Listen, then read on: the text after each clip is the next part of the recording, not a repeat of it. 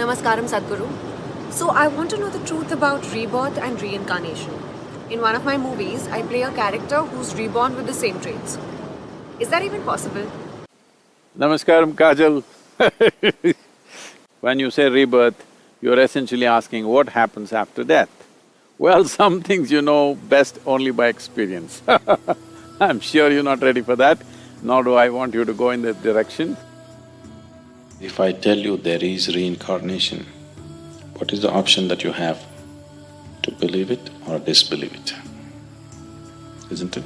If you believe what I say, you just have a fancy story going for yourself. If you disbelieve it, you have something to deny. Both ways only entertainment will happen. Nothing else will happen, isn't it? If you really want to know, you must be willing. If you're willing to apply yourself, there is a way to know. In my life, it's a living reality. The last 3 lifetimes for me are in the same place, same work, to some extent same people. Till it becomes a reality in your experience, you should not believe this nonsense. Don't believe anything, don't disbelieve anything, but if you just pay attention to yourself, you can see the body that you carry is something that you slowly accumulated. So the body that you carry is a piece of this planet actually.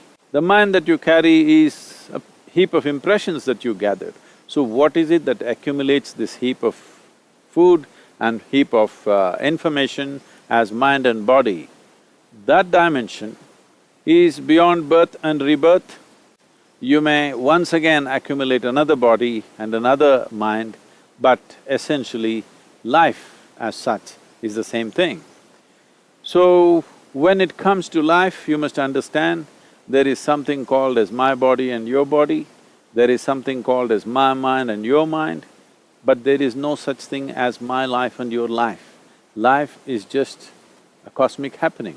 This is a living cosmos. How much of life you captured will determine how large a life you live.